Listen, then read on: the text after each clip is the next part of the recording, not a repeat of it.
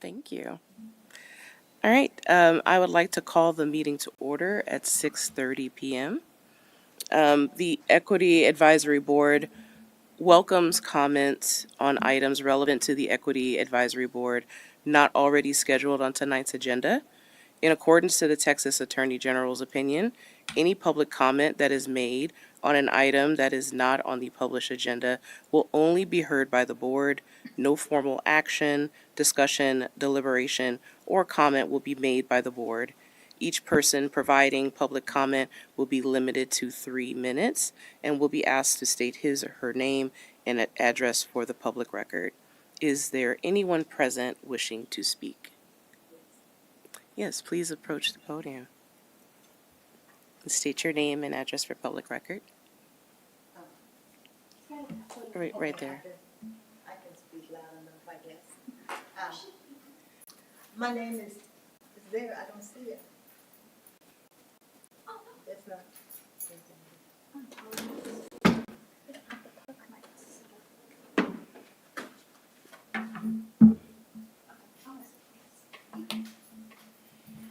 This mic stretch.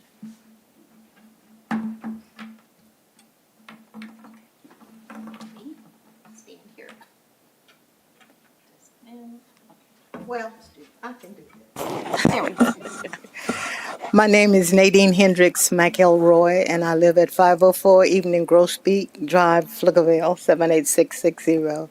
And I am a member of St. Mary's Missionary Baptist Church, and we are here publicly tonight to thank the City Council for accepting our resolution for the Historic Color Edition, and come to speak with you and to get you on board with us, because we know a lot of things have to go through you. And incidentally, I have applied for the position on the Equity Board, so I will be before the City Council on June 14th. I'm looking forward to being here with you. Thank you so much. Thank you very much, Ms. Nadine.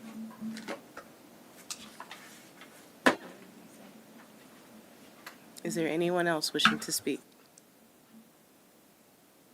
Can I add something to that? Sure, come on up. And I am part of the family. My grandfather, Samuel Nathaniel Robinson, founded St. Matthew's, the church that folded Yes. way back in about 1920. So I'm one of the heirs of the family to that also. Excellent.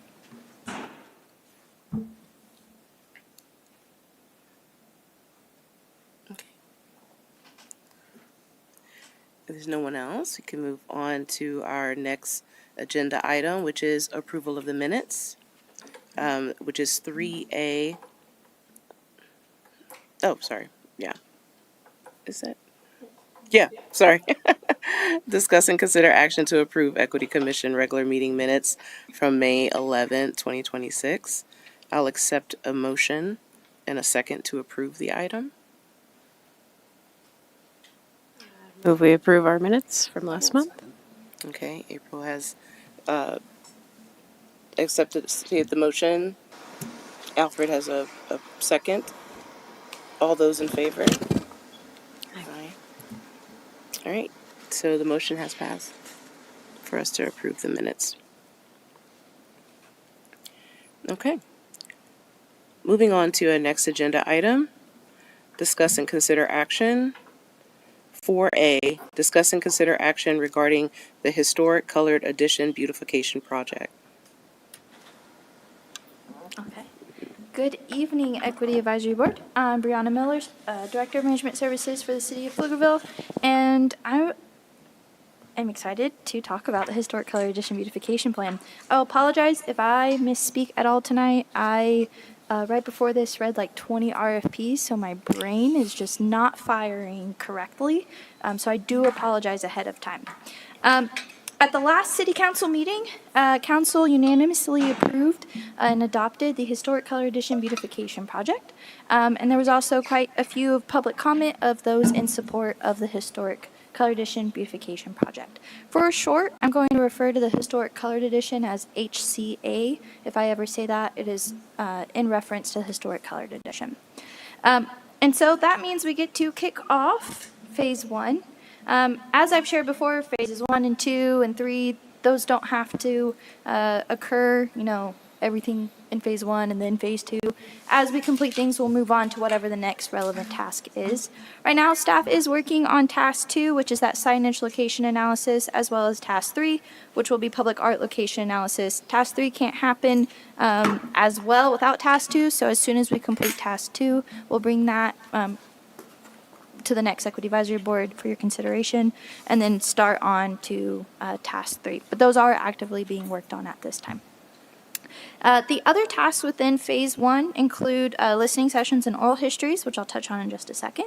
Task 4 is those light pole banners, which cannot be completed until we actually have the light poles up. So that'll be sometime next year. But as we get closer to that time, we'll talk to you about design and what those will look like.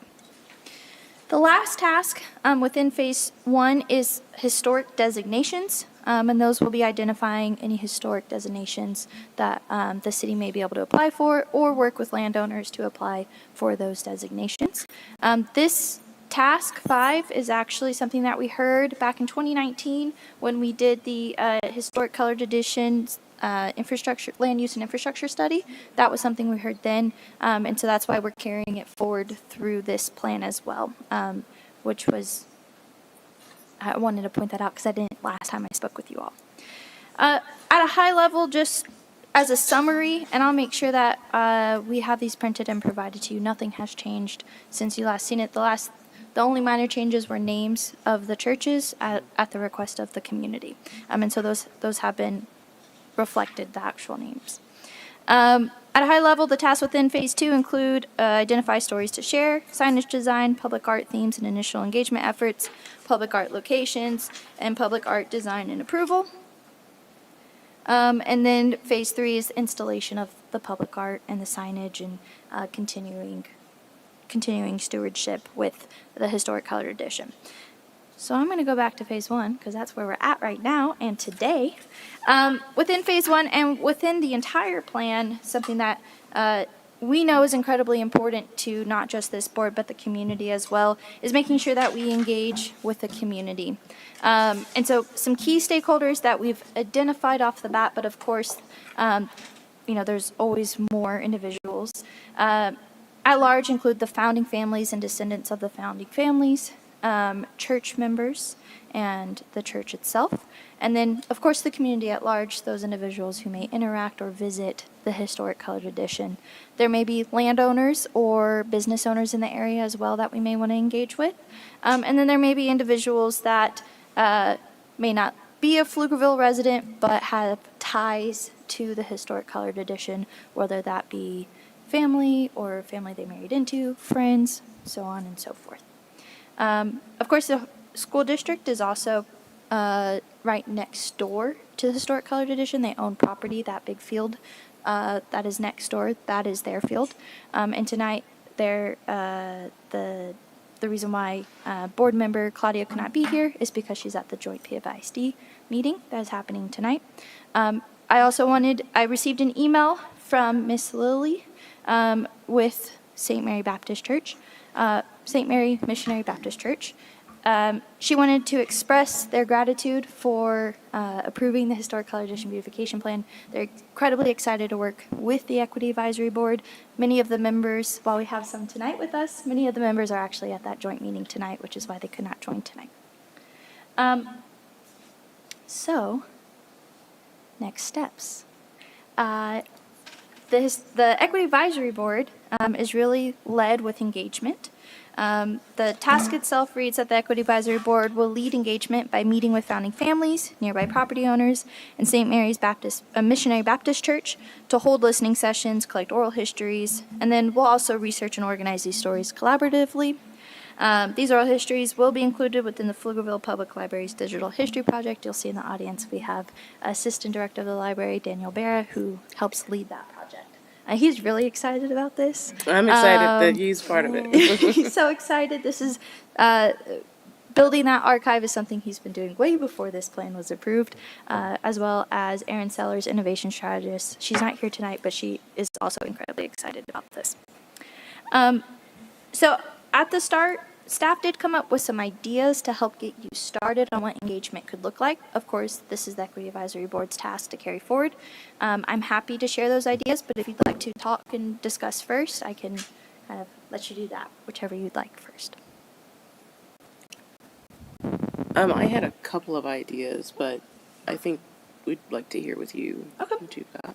So, some things that we've discussed and thought of is one, you did the listening sessions once before, and we could create that plan that we did before, but specify it to the historic colored edition specifically, and it could be organized by doing targeted topics specific to the historic colored edition. So it could be stories of the area, founding families, church members. You could do it by stakeholder groups is your topic, or you could do it by actual topics that you're interested in exploring for the area.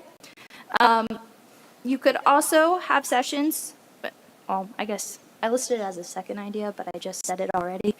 Sessions with founding families, church members, community members, instead of doing the topics, and just meet with groups or individuals.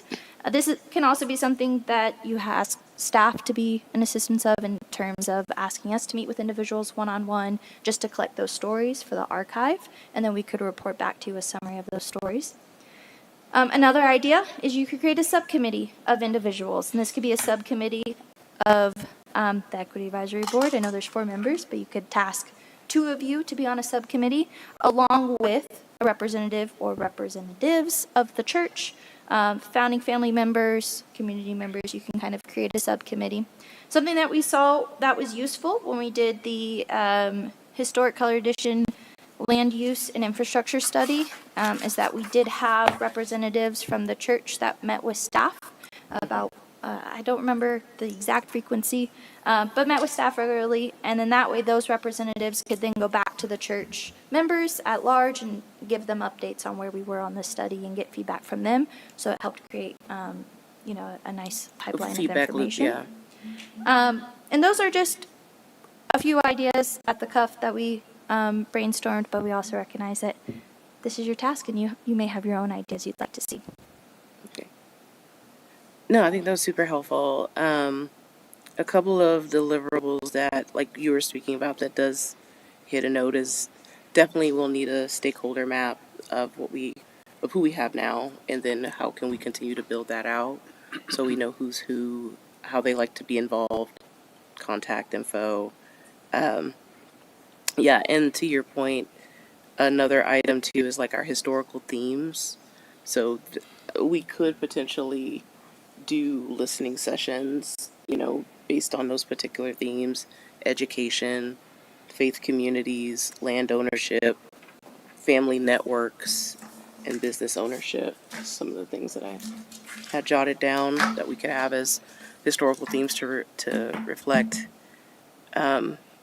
And then also to a community advisory board would be ideal, because we would need that feedback loop, and also individuals that are like really keyed in to our partnership to be able to keep updated the rest of the community that they're tied to. And then I had here too, like, our oral history framework, and I'm sure that Daniel will be able to help advise us on that, of the consent process, recording process, filing, that type of information, making sure that we have a framework that all of us are using. I wanted to leave open for anybody else to have some brainstorming ideas, but those are the things I've jotted down. I'm curious, when you say you have stakeholders, so far this has come to us. Right now there is no subcommittee or the community represented. It's all just kind of different. So there have been about, sometimes get confused, but 2 groups. So there's one group that kind of gave you the initial proposal, and then another group are members of the St. Mary Missionary Baptist Church. I apologize, I'm so used to calling it St. Mary's, but it's St. Mary Missionary Baptist Church. And so there are those two groups. I do have contact information for both of those groups and individuals that would like to stay involved and be involved, and then those who are just happy to see it move forward and like updates occasionally. So I do have some contacts.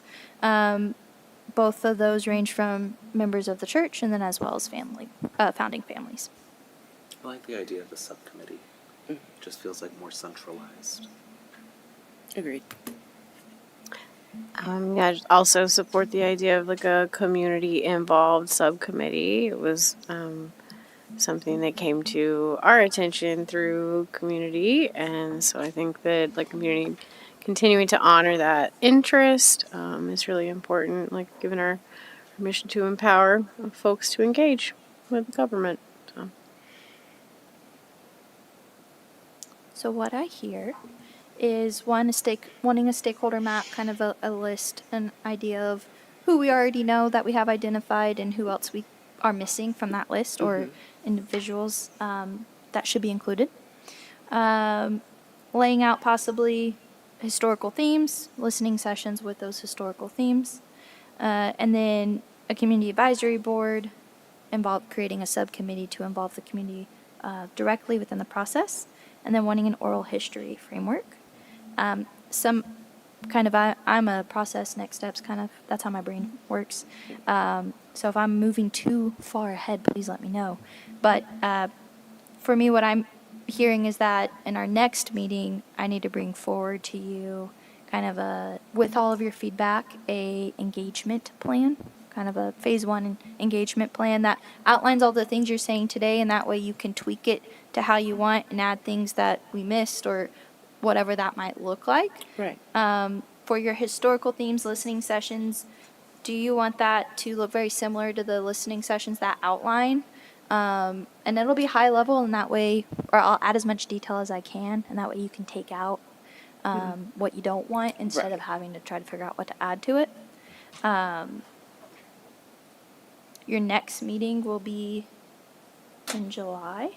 No meeting for No meeting July. in July. Yeah. Sorry. Your next meeting will be in August 10th. I forget. Council likes to give you a summer break.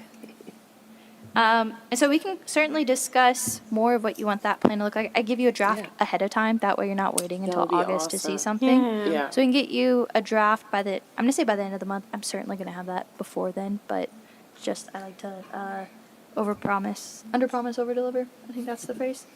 And that's like an outline for the listening session.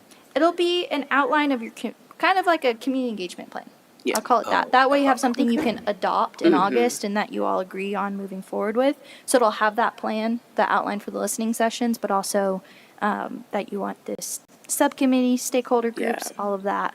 And I'll get that to you prior to the meeting. That way you can look at it, give me feedback ahead of time. So by the time we get to August, it's approved, you're good, you're set to go. And in the meantime, we'll continue. We'll provide an update to those community groups as well and let them know kind of what your plans are. That way there's not an idea that nothing's happening, but that things are happening. Yeah. Thank you. Because, yeah, that was going to be one of my other concerns. Like, how do we make sure that the groups are knowing what we're up to? Because silence just means, are we doing anything? Yeah, especially given we're, off on July, and that might be mysterious if that was not a known fact. So appreciate that. Is there any other ideas or discussions you'd like to have about your community engagement in terms of this subcommittee? How often would you like to meet? I know it'll kind of depend on who else is on the subcommittee, but in terms of giving you something to kind of edit, are you wanting to meet with that committee twice a month, 3 times a month? And then whoever's on the subcommittee of this board would then provide an update to the board at your monthly meetings. What are your thoughts on what that looks like? Yeah, I'm thinking along the lines of twice a month because we're going to be, once we know who we're reaching out to and need to start like collecting the oral history, we're going to be moving faster. So,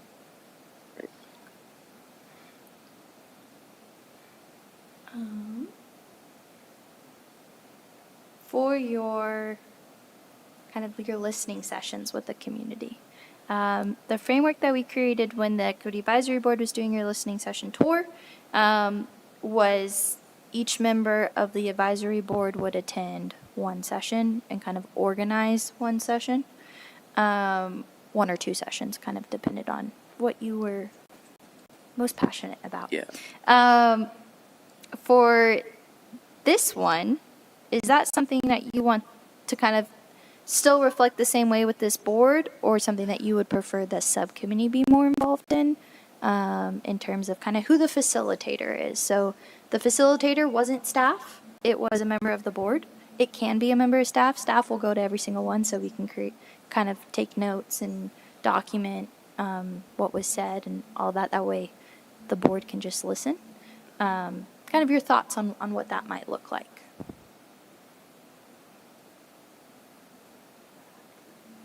I feel like I'm always the first to talk, so I'm intentionally being quiet right now. Was it overwhelming for y'all to like go solo? Yeah, having not experienced this, Well, like, yeah, I guess we I'm the only kind of one do here. have to defer to you again. I'm sorry. No, it's all good. I just didn't want to hog the mic. It's all Yeah. good. Being able to facilitate those listening sessions, they were not difficult. We had a lot of support from Brianna and the team to be able to help us find like the location, and we just started thinking about the different themes, and then we just kind of divided and conquered of who's doing what, like which person was carrying what theme, and then I cheated. I used the library a lot of times, but there's lots of areas throughout like the city that you could utilize to have that group. I think one of our lessons learned for that we probably take a nugget here is just making sure that we're giving enough like time to like market and share with the stakeholders that's where we're meeting, and finding a place that's pretty central that people are more likely to be able to, because we don't have any public transit, right? So keeping that in mind. But I think we can totally do it this way. If we were, for example, if we were going to break down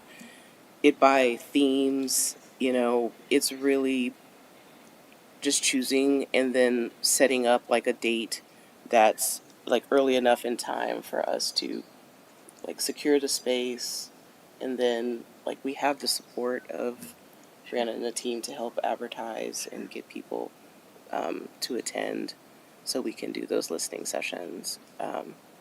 So I personally, like, it's probably my bias speaking, I don't have a problem with the setup, but That feels fine. Yeah. Do y'all?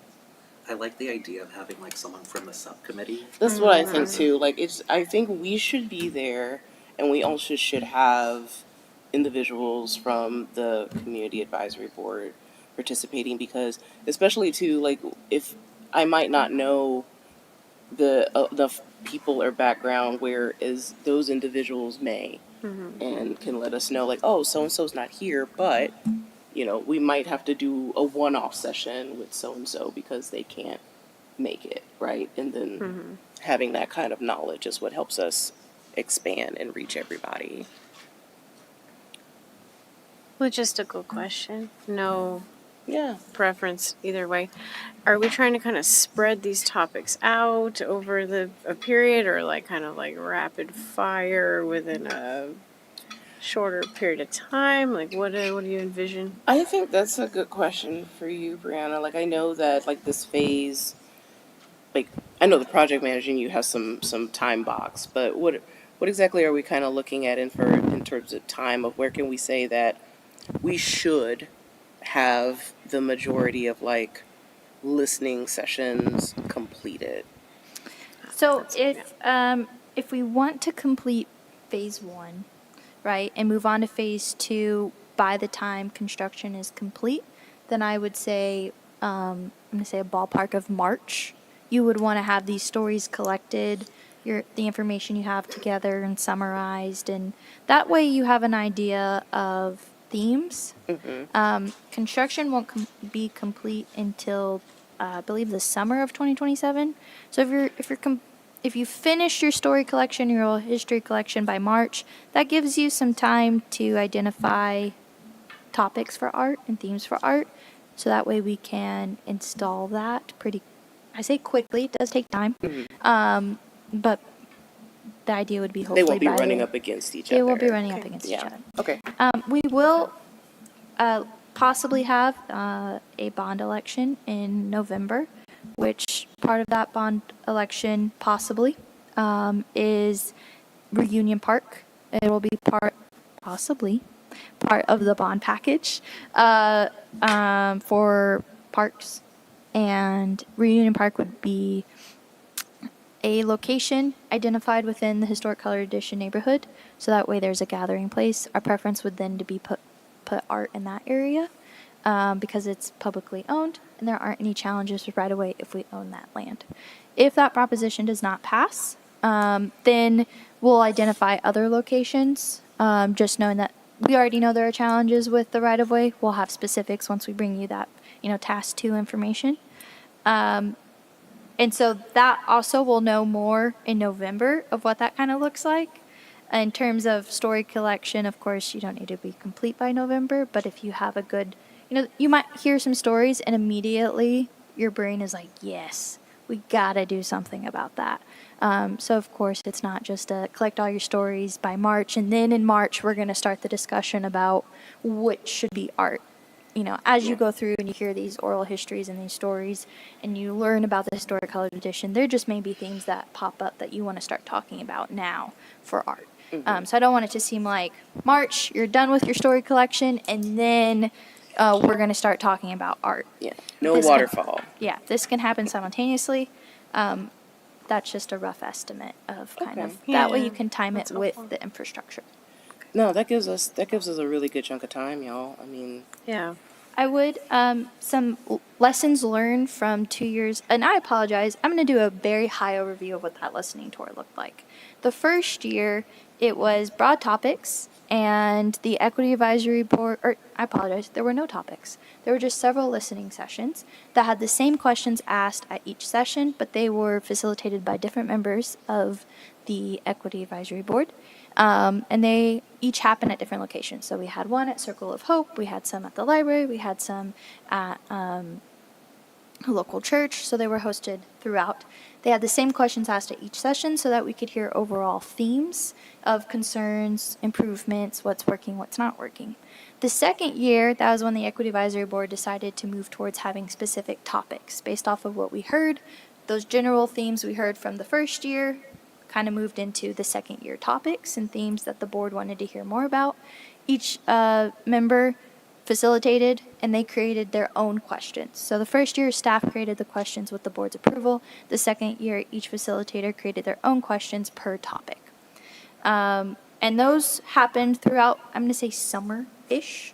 It was June through, I think, September timeframe. Lessons learned. We thought possibly doing mornings would be helpful. We try to do times and dates that would be open to a lot of different people, being mindful of those who are retired, those who have kiddos, those who have full-time jobs or part-time jobs, different working hours, and making sure that we try to go out into the community instead of having the community come to us. The first year, we did have 2 sessions advertised, one to be in Spanish, one to be in Vietnamese. And both of those sessions, the sessions for to be in Spanish had about 4 participants, and the one in Vietnamese did not have anyone show up. The second year, we didn't advertise any in any specific languages, but we made sure that we had a survey. Both years we had a survey.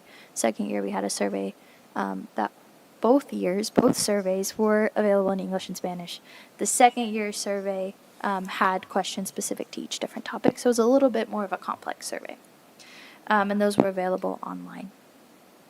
And so that's a very high overview of what those sessions look like. In terms of what we learned about timing, I thought summer would be perfect. I don't think summer was perfect. It was not It was good. not good. We thought people, maybe we'd have kiddos come or teens come who are interested. That didn't happen, which is okay. We had, overall, both years, we had, I would say, low engagement. Not no engagement. Year one, I think had a little bit more engagement than year 2 did. Overall, every session was different. Some sessions had a lot of, in year 2, some sessions had a lot of people Yeah. because of the topic. And so summertime, thought it would be perfect, thought it'd be easier. It was a lot more complex. People go on vacation in the summer. Should have thought about that. And so that wasn't the best timing. In terms of weekends versus weekday, I didn't see a big difference in participation. No. In terms of time of day, we did try mornings on a couple weekdays. That did not work out. Evening times usually is best, Yeah. but you have to find that sweet spot. Because 5 o'clock people are getting off of work, 6 o'clock they can make it in time, but 7's too late. They Too got to get late. dinner. Yeah. So that so one we little learned some spot. lessons there. Sundays I think are off the table in terms of engagement. Nobody ever comes. You got church going on. Trying to go to church unless you're engaging with the church on Sunday after service, or I don't think before service works out. That's a bit early in the morning, but maybe after service. And then people are preparing for the weekday. So some lessons learned is that Sundays are off the table. Fridays also aren't great because people are trying to hang out with their family. They just got off of work.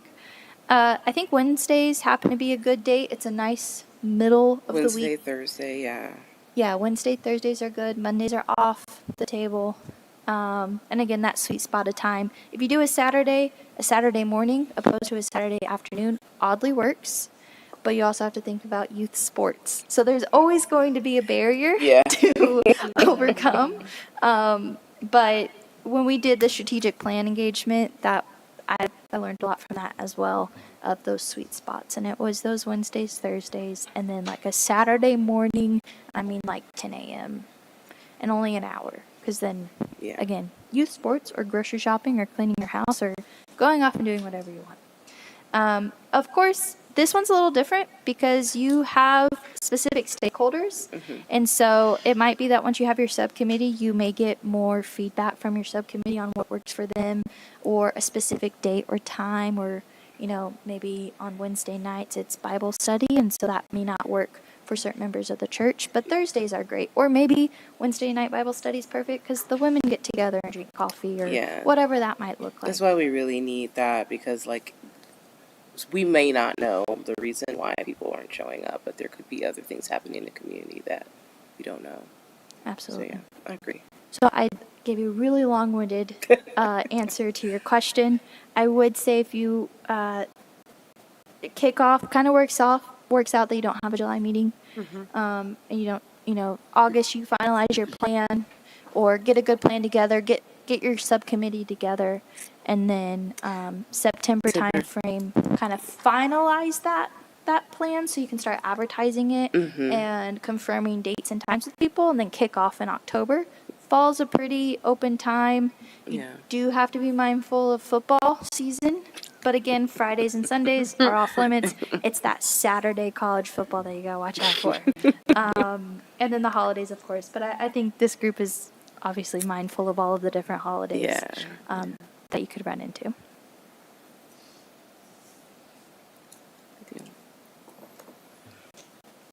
Any other questions around that? Can I ask also, will all of these be required to be in person? Is there ever like a virtual option to explore? In the past, we have just done in-person meetings. We can obviously look into solutions to do a virtual meeting. I can't quite remember how successful those have been in the past with other community engagement efforts, but always willing to try anything once, right? And so I can work with our team to identify the best way to do that with the resources we have. We being mindful of cybersecurity, but it's not. I'm not saying no. I'm just saying I'll find a way to get to yes. Let me write that down.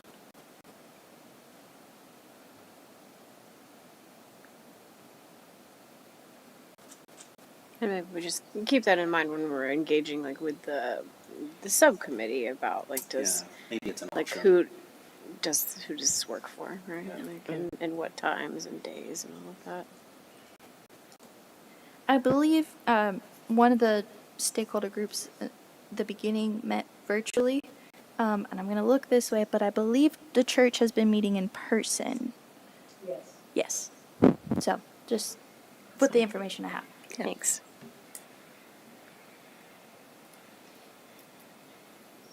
So what I'll do is when I get all of this together into a plan for you, I'll create a high level, like I did with the listening sessions. I know you two have not seen that, but timeline, and just put some holds of like recommendations, but they won't be like October 14th. I won't do that specific, but that way you have a good time frame. It'll be more like months. I'll Yeah. put months instead Great. of, and that way you have a good idea of that. And then I will also send you last year's listening tour plan that the Equity Advisory Board had. That we have a good idea of what that looked like and the questions that they asked. They asked specific questions. This is a packet that we had for each member. I'll send you the first year's as well so you can kind of see the difference. That resource can kind of help give you an idea of what was done in the past. In terms of questions, I'm going to leave out questions, draft questions, unless something comes to mind that I think I really recommend you ask, but leave that to you all to draft together as you kind of sit and think. So you'll get a document that has a placeholder for questions, and maybe I add a question or two if something comes to mind that I'm like, ooh, you should ask this. I also want to note, in terms of collecting oral histories, something that's going to happen simultaneously, likely, is that Daniel Barra and Aaron Sellers, as they meet members of the community, they are still going to collect stories and documents and information for that digital history project. And so that won't necessarily happen like together. They'll collect that information and be able to provide any information to the board. I'm sure Daniel's already thinking of individuals to highlight and things like that, but I don't want you to think that it's just you doing the work and it's just this subcommittee. Staff's still going to continue the things they were doing, but in a way that's not going to impede on what you're doing here. Related to that is any of this work that Mr. Bear's been working on, is that like hosted online somewhere that It we could is. go look at? It's online. Okay. I don't know the exact. If It's on. you Google Pflugerville Digital History Project, Okay. it'll show it to you. I think if you go to our library, it pops up too. Thank you.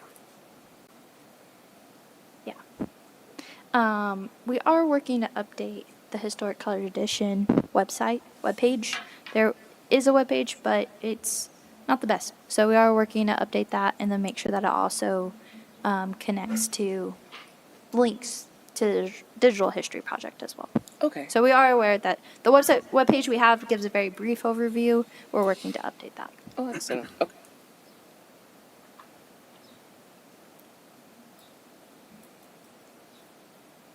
Okay, so I'm going to summarize a little bit to make sure we're all on the same page and that I know what I'm doing. I'm going to send this Equity Advisory Board a draft community engagement plan by the end of June.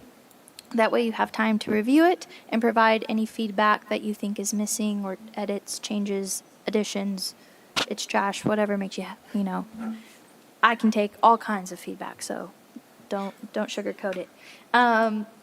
For you all, that plan will include a draft stakeholder map, a draft listening session plan, high overview plan, and then a just kind of framework for a community advisory board, just a kind of high level look at that, what that could look like.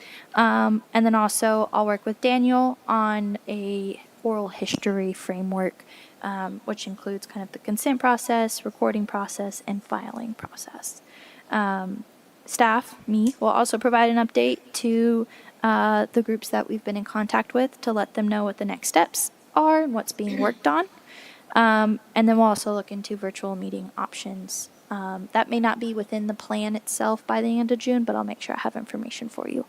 And then in August, the goal is that you adopt said plan because you've given all your feedback, it's ready to go. And create your subcommittee, and then September kind of adopt your listening sessions, like dates, like finalize everything, and kick off hopefully in October with collecting stories. With the goal of being done by March. It can be sooner than March. I think March the latest would be best, but of course, if you feel like you need more time, it's not like we are in a rush to have this done. You know, of course, we want it done as quickly as possible, but there's Not at the expense of good. yeah. Yeah. Thank you. A question. You're going to send us the draft plan. When do you need all of our comments by to be prepared for our August meeting? I would say, I'm pulling up my calendar. I would say by like July 24th. Okay.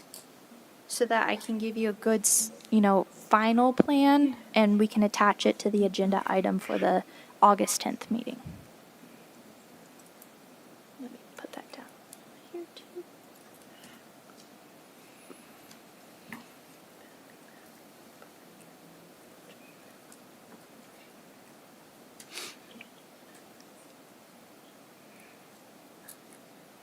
Now I want to say, while we are creating a draft plan and you adopt something in August, I want to make note that, of course, it is flexible. And so I don't want you to feel like you have this plan and it can't change and you can't learn something and then decide to do something different. That plan, when you adopt it and you approve of it, it gives staff direction of where to go. And then if we may both realize, or you may realize, that it's not working, we'll bring it back. You can edit it. It is a evolving document. So I don't want you to feel like we've created this plan and this is what we have to do because we said we would. Yeah. Of course, if we learn lessons and it's not working, we can always adjust. So then we should expect to see this like posting language on every agenda to like Yes. discuss and possible Yes. action, just in case there is something to tweak. Absolutely. Sorry, Yeah. awesome. Thank so you. every single agenda moving forward will have the exact language that you see tonight Yep. on every single agenda moving forward. And then maybe it'll have a second item related to it. Like if we have something really specific we want you to adopt or approve, it'll be a secondary item. So it'll always have this language. And then, for example, I could have discuss and consider action approving a community engagement plan. I'm likely not going to do that because but depending on what it is. Yeah. Well, also just recognizing that it's providing notice to the community to what Yes. we are communicating about. So Absolutely.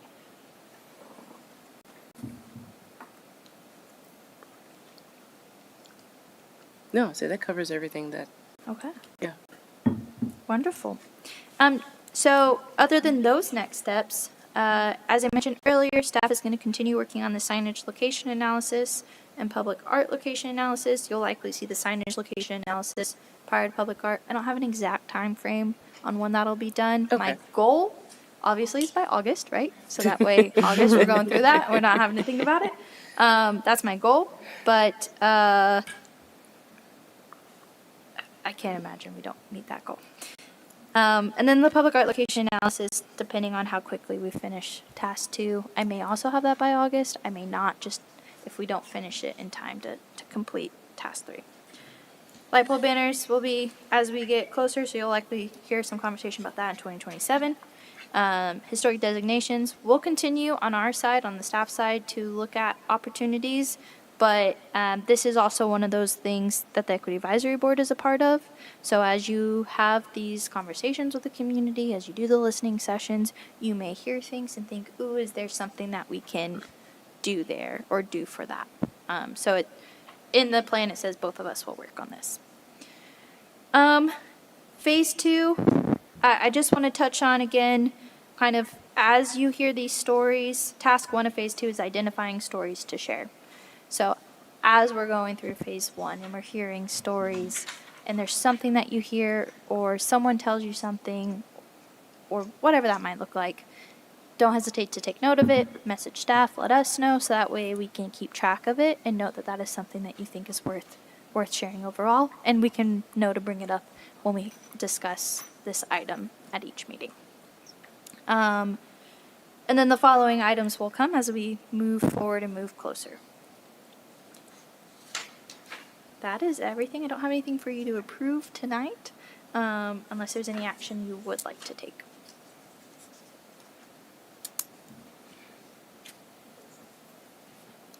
Yeah, Okay. yeah, I think we're all good for right now. Wonderful.